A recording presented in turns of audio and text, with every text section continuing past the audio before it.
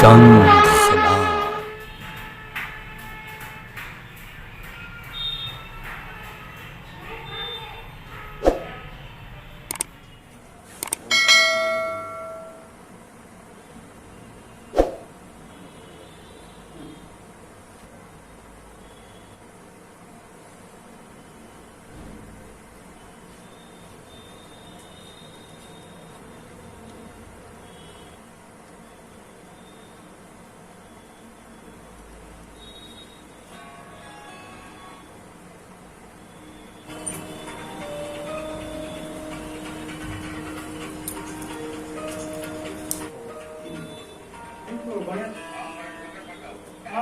Sir कहाँ हूँ sir? हमारे बीच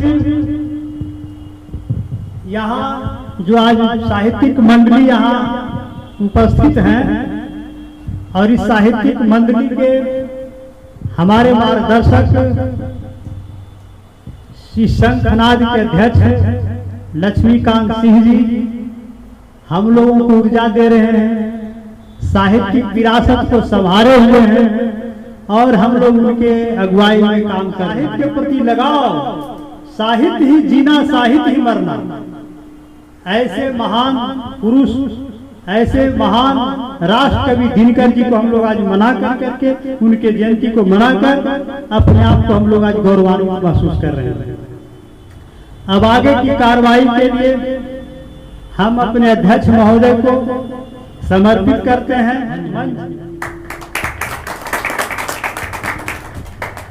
धन्यवाद। मैं इस कार्यक्रम में उपस्थित तमाम बंधुओं का स्वागत करता हूं, अभिनंदन करता हूं और अपनी तरफ से आपका आभार व्यक्त करता हूं।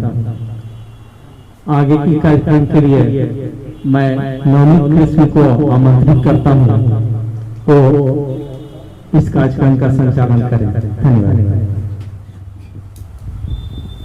बहुत बहुत शुक्रिया सर आपका।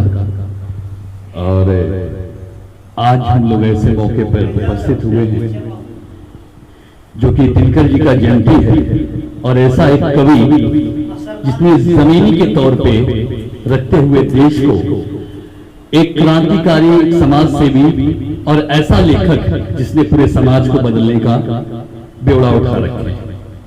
बेशक उनका मुझे कुछ कुछ बात याद आता है, मैंने YouTube पे भी सुना और बहुत जगह मैंने पढ़ा भी।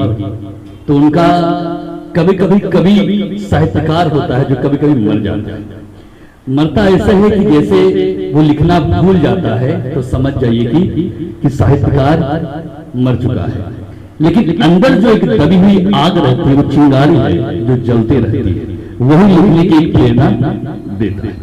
बेशक हमारे दिनकर जी को जितना मैं तारीफ करूं उतना कम होगा और उन्होंने बहुत बड़ी बड़ी बातें कही है। बहुत हम लोग पढ़ते हैं, उनके रास्तों पे चलते हैं और आगे चल के समाज को हम बदलने का एक प्रयत्नशील बनते हैं।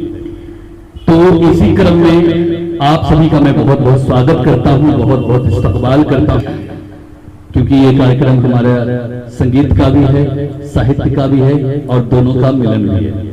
ये बहुत बड़ी बात है। और हमारे दिनकर जी को मैं दिनकर जी के बारे में बस इतना ही कहना चाहता हूँ। उन्होंने 1964, 1965, 1967 और 1968 में लिखना इन्होंने बंद कर दिया था। कोई किताब उताब नहीं निकल रहा था इनका। लेकिन इन्होंने एक बात कही उसी दौर में कि कभी भी कवि को मरना नहीं चाहिए, अंदर हमेशा जलती रहनी चाहिए। इन्होंने एक बात कहा कि साहित्यकार वही है, कवि वही है, लेखक वही है जो अपनी कविता में इतना मोहब्बत को मत डुबो दीजिए। बेशक कविता को आप कविता के जैसा रखिए, मोहब्बत को इतना मत बना दीजिए उसमें आप बेकार जैसा महसूस। जैसे मैं ऐसे कवि को मैं नमन करता हूँ और उनकी बातों को मैं सलाम भी करता हूँ। मेरी कुछ चंद अशार है लिखी हुई है, वो बात मैं आप सबके सामने रखता हूँ, सुनिए। कि तकदीर मेरी मुझसे बगावत यूं कर गई, कि तकदीर मेरी मुझसे बगावत यूं कर गई, जैसे गुलों पे खुशबू हिजाम धर गई, जैसे गुलों पे खुशबू हिजाम धर गई। वो मेरी जिंदगी में यूं आए चले गए, वो मेरी जिंदगी में यूं आए चले गए, जैसे कि पीली आंधी इस सर से गुजर गई, जैसे कि पीली आंधी इस सर से गुजर गई। और एक शेर देखिए कि तस्वीर एक देखी थी दीवार पर लगी, कि तस्वीर एक देखी थी दीवार पर लगी, नजरों की राह कल्बों जिगर में उतर गई, नजरों की राह कल्बों जिगर में उतर गई। और चलने लगी जो वादे मुखालिफ तो ये हुआ,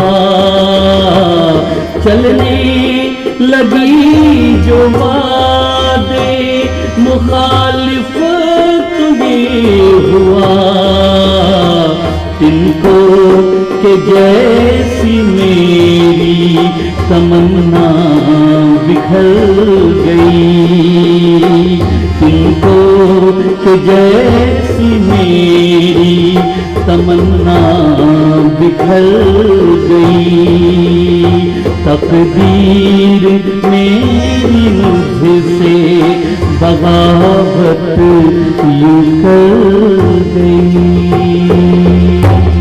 बहुत बहुत शुक्रिया, बहुत बहुत शुक्रिया आप सबका, बहुत बहुत धन्यवाद आप सबका।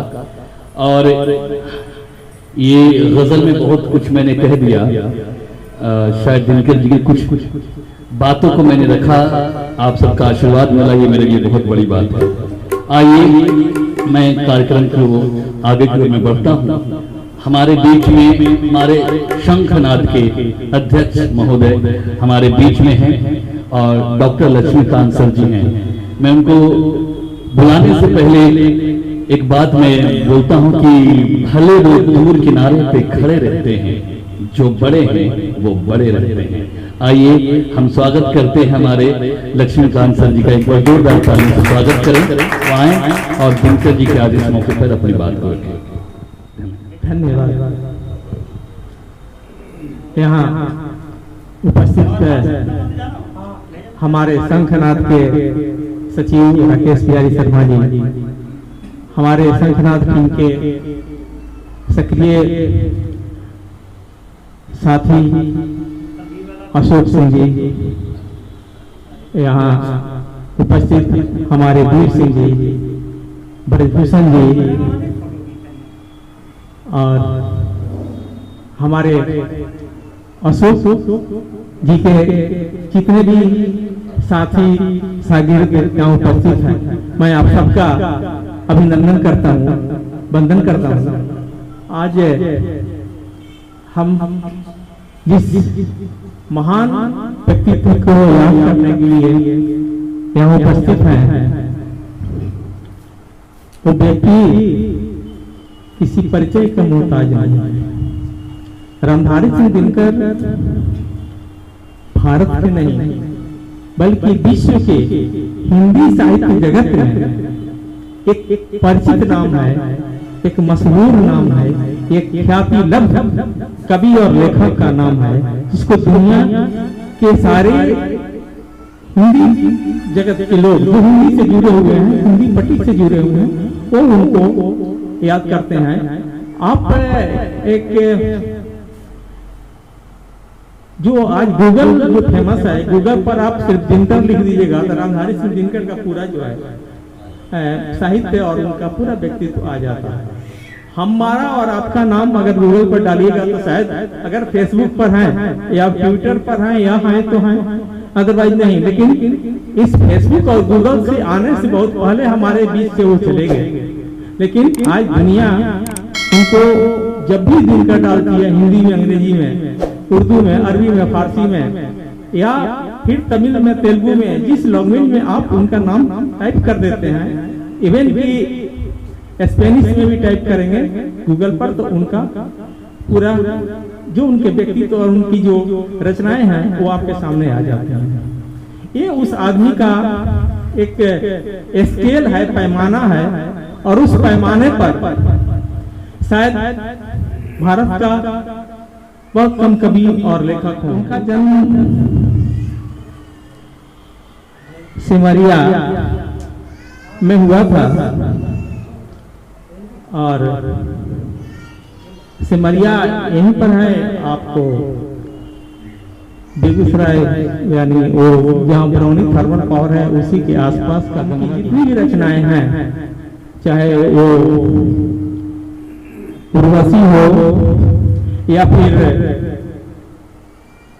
परशुराम की प्रतीक्षा हो, ये सारी रचनाएं उन्होंने जो लिखी उसमें उनमें एक ऊर्जा भाव है जो लोग सुनते हैं, उसमें ऊर्जा। हमारे बिहारी जी बताते हैं कि उनका नानी घर यहीं चंडी में था। क्या बिहारी जी? चंडी में उनका नानी घर था, है ना? तो तुलसीगढ़ में। तो ये मतलब कि जो ऊर्जा होती है वो कहीं से भी पैदा ले सकती है, उसके लिए कोई जरूरी नहीं है कि वो महलों में ही पैदा ले। कहने का मतलब कि एक आम आदमी में भी वो ऊर्जा हो सकती है। ये जरूरी नहीं है कि बहुत धनवान के घर में कोई पैदा होगा तो बहुत बड़ा कवि बनेगा, बहुत बड़ा लेखक बनेगा, बहुत बड़ा कलाकार बनेगा, बल्कि जो मेहनत करता है वो आदमी ऊंचाई पर जाता है। समाज के लिए एक प्रेरणा है। और हम लोग जो ये कार्यक्रम आयोजन करते हैं उसके पीछे भी उद्देश्य यही है कि हमारे जो नौजवान पीढ़ी है वो अपने इतिहास से परिचित हो। हमारे इतिहास क्या है, हमारे लोग कैसे हैं। ऐसा नहीं है कि कोई चीज खत्म हो गई तो उसके आगे फिर कुछ नहीं होगा। नहीं, ये प्रकृति का नियम है कि हम मरने के बाद भी, हमारे मरने के बाद भी फिर दूसरा आता है, उस स्थान को भर देता है। इसलिए कभी ये सोचना कि ये अंत हो जाएगा, अंत कभी भी नहीं होता है। तो हम लोग एक प्रेरणा ले सकते हैं इस व्यक्तित्व से कि इन्होंने सामान्य घर में पैदा लेकर के, गरीबी में पल करके पढ़ाई की और उच्च स्तर पर चले गए। जिंदा रहेगा क्यों? जब वो भोजन करेगा, और भोजन नहीं मिलेगी, अगर वो मर ही जाएगा तो पढ़ के क्या करेगा? तो इसलिए उन्होंने गरीबी को देखा था, इसलिए उन्होंने इंतजाम किया कि गरीबों के भोजन के लिए प्रबंध होना चाहिए ताकि वो पढ़ सके, शिक्षा ले सके। नहीं तो इस स्कूल की क्या महत्व है जिसमें एक भी स्टूडेंट नहीं, एक भी बच्चे नहीं हो। स्कूल की बिल्डिंग बहुत बड़ी है, उसमें एक भी बच्चा नहीं पढ़ने जाता है, तो उस स्कूल की उपयोगिता क्या? इसलिए स्कूल में बच्चे आवे, इसलिए उन्होंने मध्याह्न भोजन उस समय शुरू किया जिस समय भारत के जो सरकारें हैं उनके कल्पना में भी ये बात नहीं थी। और चूंकि उस जिस समाज से आते हैं, जिस वर्ग से आते हैं, उस वर्ग में पढ़ाई के प्रति बहुत बड़ी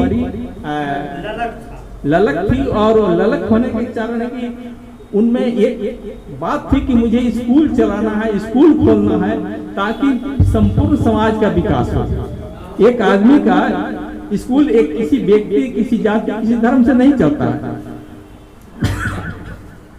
तो दिनकर जी में एक विशेष खासियत थी कि उन्होंने भविष्य के निर्माण के बारे में सोचा, देश के निर्माण के बारे में सोचा, समाज के निर्माण के बारे में सोचा।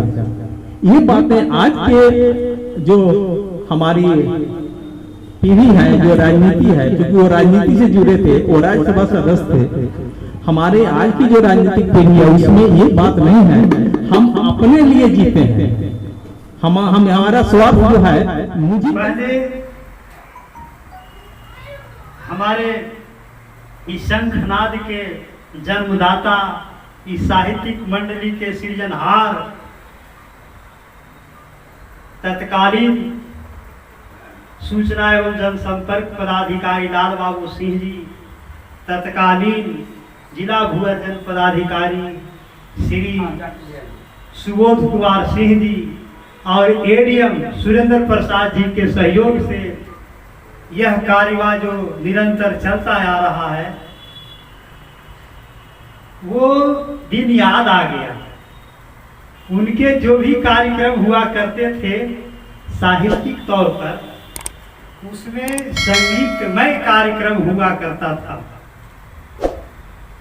हमारे अशोक बाबू जी तो बहुत बाद में मिले, लेकिन संगीतमय कार्यक्रम के पूरा ऊर्जा देने वाले साहित्यिक मंडलियों के नाज राम सागर राम जी और कुछ लोग थे, लेकिन राम सागर राम जी के सौजन्य से ही यह मंडली, सांस्कृतिक मंडली जो है शिखर पर पहुंचता था। बहुत दिनों के बाद हम लोगों का सौभाग्य है कि अशोक जी ऐसे संगीत के पुजारी और साहित्य के मर्मज्ञ से हम लोग जुड़े, और जुड़ कर करके हम लोग आज देखिए कई बार यहाँ हम लोग आए हैं, कई राउंड हम लोग यहाँ आए, लेकिन आज जो हम आए वाकई सही में कहा जाए तो साहित्यिक मंडली का यह जो समावेश है, सांस्कृतिक समावेश, हम लोग पूर्ण रूप आज कर दिए। आज हम उनको धन्यवाद देते हैं कि इस कार्यक्रम के लिए उन्होंने कई बार कहा, लेकिन देखिए सौभाग्य, दिनकर जी ऐसे राष्ट्र कवि जी के जन्मदिन पर हम लोगों ने आज यहाँ एकत्रित हुआ, और इस कार्यक्रम में देखिए जिले के ही नहीं बगल वाले जिले के भी यहाँ लोग आए हुए हैं। हम लोग काफी गौरवान्वित हैं कि मेरा जो है कारवां इस जिले से आगे चल कर करके दूसरे जिला में, यो तो नवादा से पूरा हम लोग पहले से जुड़े हुए थे, लेकिन पुनरावृत्ति आज हो गई है। आज हम भूरी प्रशंसा करते हुए धन्यवाद देते हैं अशोक बाबू को और उनके पूरे टीम, उनके पूरे शिष्यों को भी, कि उनके बुलावे पर इस साहित्यिक मंडली, इस विरासत रूपी कार्यक्रम को आप लोग आगे बढ़ाने में सहयोग कर रहे हैं। कोई भी आदमी हो, संगीत लिखता हो, गीत लिखता हो, नाटक लिखता हो, साहित्य कोई विधा लिखता हो, वो विधा जो है साहित्य में ही गिना जाता है।